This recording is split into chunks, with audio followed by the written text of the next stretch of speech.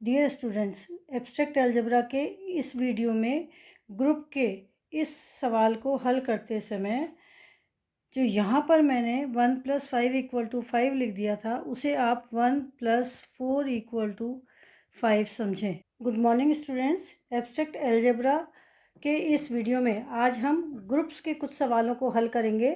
पिछले वीडियो में मैंने आपको ग्रुप किसे कहते हैं और ग्रुप की परिभाषा के अनुसार उन सवालों को कैसे हल करते हैं वो भी मैंने आपको एग्जाम्पल्स के रूप में बताया था। जब तक आपको ग्रुप की डेफिनेशन नहीं आएगी तब तक आप उसके सवाल हल नहीं कर सकते हैं, इसलिए आप पिछली 2 वीडियो को ज़रूर देखिए, जो कि लिंक में जा कर के आप देख सकते हैं या मैं आपको डिस्क्रिप्शन में भी दे दूँगी। अब क्वेश्चन हम करते हैं। Show that the set G = 0 1 2 3 4 एक 5 अवयव का हमारे पास में एक समूह है। Is a finite abelian group. हमें क्या सिद्ध करना है कि जो हमारा G ये सेट है ये फाइनाइट एबिलियन ग्रुप है।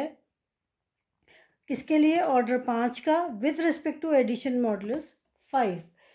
और हम इसको ऐसे भी पढ़ सकते हैं कि हमें सिद्ध करना है, प्रदर्शित कीजिए, शो दैट मतलब प्रदर्शित कीजिए कि समुच्चय G संक्रिया +5, इसको हम ऐसे +5 लिख सकते हैं, +5 के लिए एक परिमित क्रम विनिमय समूह, एबिलियन ग्रुप का मतलब फाइनाइट एबिलियन ग्रुप परिमित क्रम विनिमय समूह है। अब ग्रुप की परिभाषा के अनुसार ग्रुप की अगर 4 चीज़ें ये प्रूव कर दे तो हम ये कहेंगे कि ये G हमारा एक +5 के लिए एक एबिलियन ग्रुप है। तो इसके लिए हम इसको इस तरह से लिखते हैं। स्टार्ट करते हैं। सॉल्यूशन है इसका, let G = 0 1 2 3 4 is a set and composition binary operation is +5 is defined as follows. ये जो हमारा योग मॉडुलस 5 होता है ये जब हमको दिया हुआ होता है तो इसका मतलब ये होता है कि अगर हम कोई भी इस ग्रुप के इस 0 1 2 3 4 में से कोई से भी अगर हम 2 अवयव लें और उन दोनों अवयवों को जब हम जोड़ें तो जोड़ने के बाद यदि वो 5 से कम है तो वो a+b आएगा, यदि 5 से ज़्यादा है जोड़ने के बाद तो a+b -5 आएगा। ये आपको हर सवाल में करते समय ध्यान रखना है कि जितने भी मल्टीप्लिकेशन मॉडुलस दे रखा है, जितने एलिमेंट है उस एलिमेंट का योग मॉडुलस 5 दे देते हैं, या 6 अवयव है तो योग मॉडुलस 6 दे देंगे। इस तरह से आपको इस डेफिनेशन के साथ टेबल बनानी है। अब हम टेबल बनाते हैं। योग मॉडुलस 5 की टेबल जब हम बनाएंगे तो यहाँ पर हम एलिमेंट्स लिख लेते हैं 0 1 2 3 एंड 4, और इसी तरह से इधर 0 1 2 3 एंड 4। अब हमको प्लस करना है तो हम 0 से 0 को जब हम प्लस करेंगे तो यहाँ 0 आएगा। इसी तरह से जब हम 0 से 1 को प्लस करेंगे तो यहाँ 1 आएगा। इसी तरह से पूरी लाइन को प्लस करिए तो ये 1 2 3 एंड 4 आ जाएगा। इसी तरह से जब हम इस 1 को इस 0 से प्लस करेंगे तो ये 1 आ जाएगा। यहाँ पर 2 को 0 से प्लस करेंगे तो ये 2 आ जाएगा। इसी तरह से ये हमारे पास में आ जाएगा। अब हम 0 को इस ऊपर वाली इस वाली लाइन से पूरे से हमने जोड़ा तो हमारे पास में ये आया 0 1 2 3 4। अब हम इस 1 को इस पूरी लाइन से जब हम करेंगे तब हमारे पास में क्या आएगा? यहाँ पर हमारे पास में आ जाएगा 2 3 एंड 4। अब जब हम 1 + 5 करेंगे ये 5 हो गया, और 5 या 5 से ज़्यादा, यहाँ देखिए 5 या 5 से ज़्यादा पे हमको माइनस करना है तो 5 - 5 = कितना हुआ? 0। तो हम यहाँ पर लिखेंगे 0।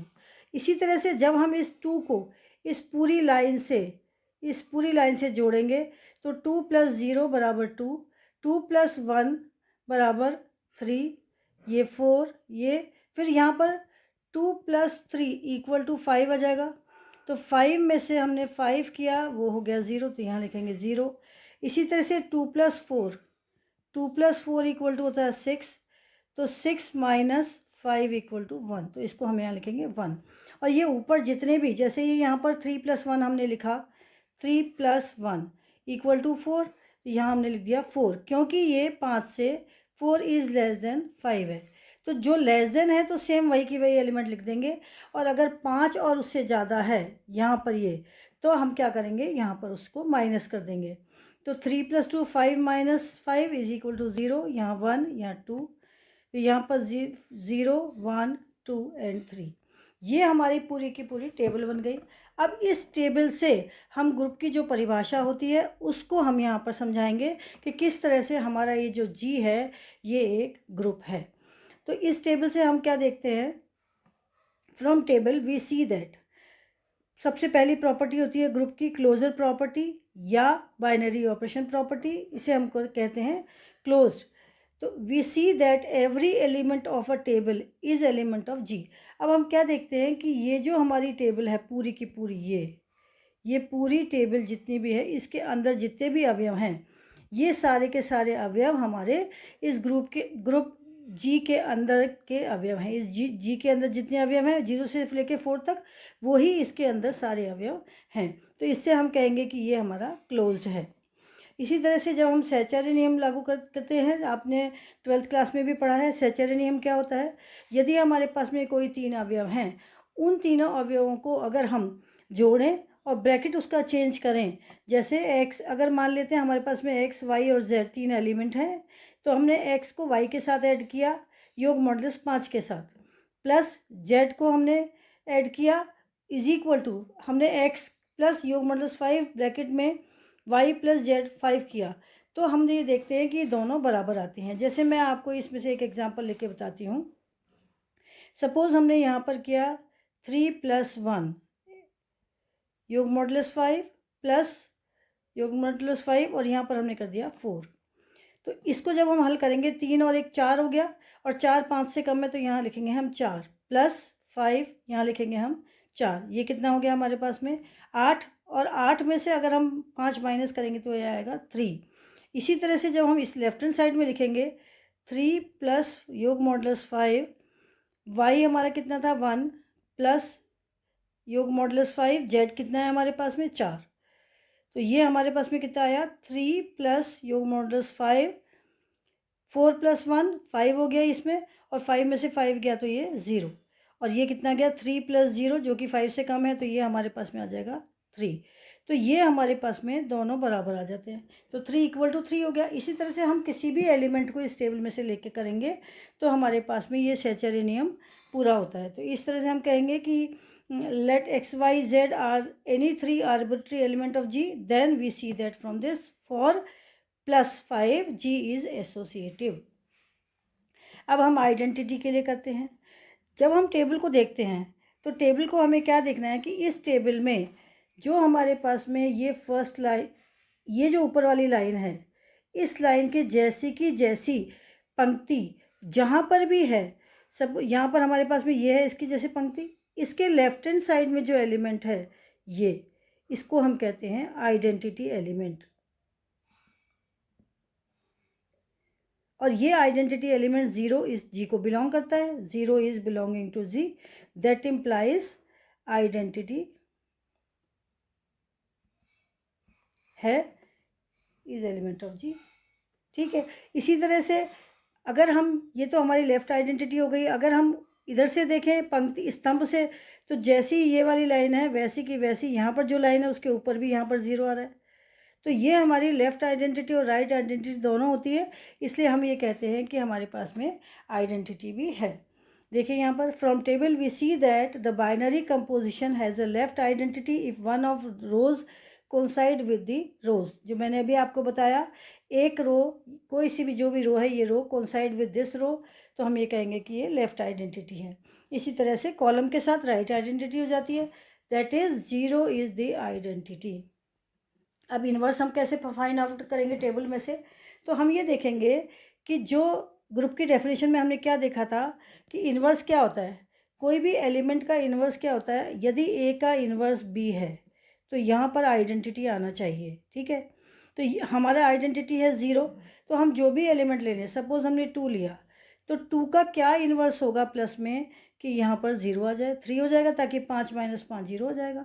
इसी तरह से इसको हम टेबल में ऐसे देखते हैं, ये देखिए टेबल में जिस भी एलिमेंट के सामने 0 है, ये इसके सामने ये 0 है, इसके ऊपर जो एलिमेंट है वो इसका इन्वर्स है। जैसे 1, तो इस 1 के सामने कहाँ 0 है, ये 0 है। इस 0 के ऊपर ये कौन सा एलिमेंट है, 4। तो 0 का जो इन्वर्स है वो हमारे पास में है, सॉरी 1 का जो इन्वर्स है वो 4 है, 0 का इन्वर्स 0। आइडेंटिटी का इन्वर्स हमेशा आइडेंटिटी होता है। इसी तरह से 2 का इन्वर्स 3, 3 का इन्वर्स 2 एंड 4 का इन्वर्स 1। ये देखिए यहाँ पर 2 का इन्वर्स ये 2 है, इस 2 का इन्वर्स हमारे पास में क्या है, ये 0 के ऊपर कौन सा है, ये 3। इसी तरह से 3 का इन्वर्स ये 0 है, तो यहाँ पर ये हमारे पास में 2, और 4 का हमारे पास में यहाँ पर है, तो ये हमारे पास में हो गया 1। तो इस तरह से हमको ये इन्वर्स निकालने हैं। जो जहाँ पर भी आइडेंटिटी आ जाता है वहाँ पर उसके ऊपर जा कर के हम देखेंगे तो वो हमारे पास में उसका इन्वर्स कहलाएगा। अब लास्ट में हमें क्या देखना है, क्यूमुटेटिव है कि नहीं। तो क्रम विनिमय का भी आपने 12th क्लासों में पढ़ा है कि the composition is commutative if the table is symmetrical about the leading diagonal, यानी कि x plus Y equal to Y plus X हो जाता है। तो हम कहते हैं कि प्लस के लिए जी हमारा क्यूमुटेटिव है। और उसको देखते कैसे हैं टेबल में, यहाँ पर ये जो टेबल हमारी बनी हुई है, इस टेबल में हमें डायगोनल एलिमेंट लेना है। ये हमने डायगोनल लिया, ये डायगोनल देखा, इसके इधर 2 3 4 है, और इधर भी हमारे पास में 2 3 4 है, इधर 4 0 है, इधर हमारे, सॉरी ये मैंने गलत ले दिया, इसे आप ठीक कर लेंगे।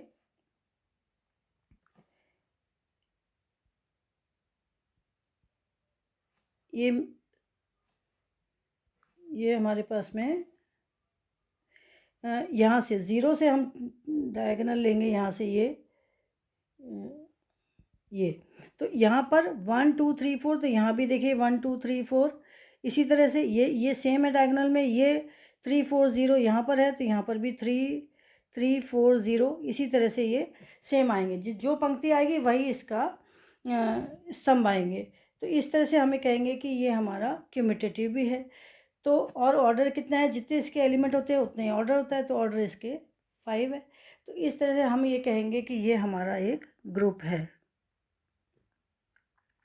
तो ये इस वाला जो सवाल है आपको, जो मैंने ये बताया है, ये वाला सवाल, इसी तरह का सवाल हम इंटू के लिए भी कर सकते हैं। यहाँ पर आप जो ये प्लस लगाया है, यहाँ इंटू लगा दीजिए, इनको गुणा कर लीजिए, और सेम इसी में ये माइनस करते जाइए।